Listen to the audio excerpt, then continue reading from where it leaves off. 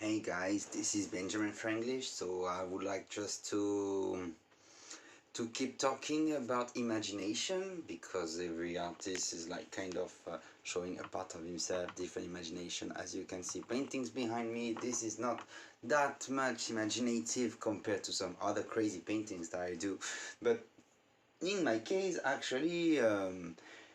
Didn't use a photo, I used the imagination I got of one of my travels, like a very vague memory that I got from my travel from Canada. And when you have memory, you need to think about it like in a very, if it was long time ago, even if it was kind of recent, but you've just been through so many things. If you try to remember it, it's like kind of difficult to just have the exact scene in your mind, like, to know exactly how it was, So it's becoming more and more foggy, let's say, you see what I mean? And once you see how it's getting abstract almost your memory, then you're using your imagination of your own memory. But normally memory is for the past, imagination is for the future. Why am I talking about imagination? Because imagination is what is ruling the world in many aspects, we want it or not. But like people who are like dead sure about some things, like a specific religion, let's say a storyline, and they want to be sure, completely sure about what's going on in that way of life or in the world, in the universe. They know it's been like this without just admitting they didn't know at the first place, and they would like to know, but they may not know, and that's it. They have to imagine, but do they imagine alone? No, they've been brought this imagination by someone else, often the parents who also imported it from their own parents and so on. So once like unless your parent, like your dad or your mom, is like having a very specific story in mind, like okay, very very specific narrative that nobody else knows and believes in, then you're like, oh, I'm gonna take this individual imagination from my dad or my mom. But once it's like you take an imagination that is been from your dad or your mom, another dad, another mom told his own kid, her own kid, the kind of same stories.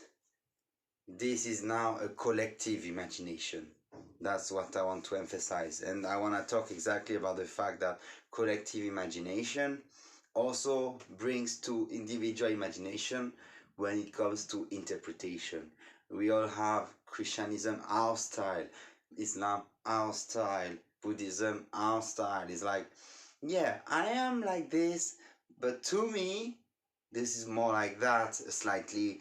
Or to me, that story doesn't mean exactly this. I can give you an example. Yeah, okay, the fact Ibrahim for the Muslim, was ready to kill his own son Isaac on the top of the mountain, and when God told him, kill your son, please, can I check if you kill your son? Then he just, I can say, yeah, but according to my interpretation, it was a test. Of course, God would never have done that, and he didn't want this. That's why he changed the sun into a sheep later. That's why it gives light, the feast of light. But technically, I would say that like interpretation is opening the doors to many kind of imaginations inside the imagination. No matter what, people don't like when it's said to be imagination.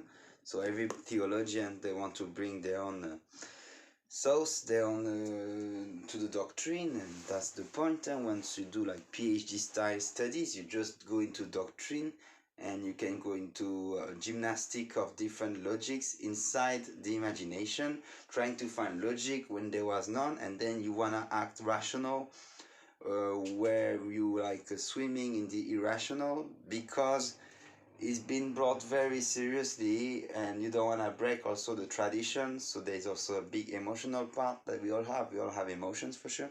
Emotional part where you just relate to your ancestors, you just by affection also, and you don't want to break that lineage, you don't want to break this transmission.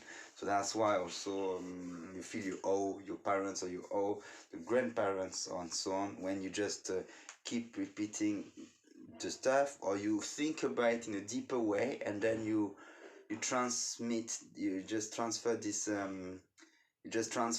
knowledge in a very profound way, the way you like it to be, but also the way you think it's gonna be good for your children, when specifically there are like some values to incorporate around the narratives, because all myths from I guess maybe caveman times, I don't know, but at least from the Egyptian mythologies, Greek mythologies, even in Hinduism, later in the Abrahamic religions, that I can call the Abrahamic mythologies. Why not?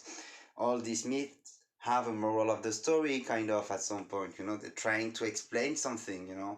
Like with values to incarnate, from Heracles to Samson, like to the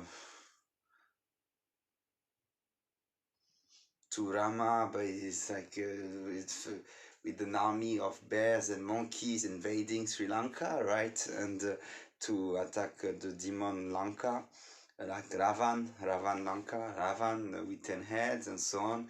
A lot of colorful stories. So if you don't want to say it's imagination, it's fine. Like actually like to paint Hindu stuff as aliens. People like to say they may have been aliens, so you can check some of the other videos to see some other paintings where I paint Kali or Shiva, or like as a maybe alien.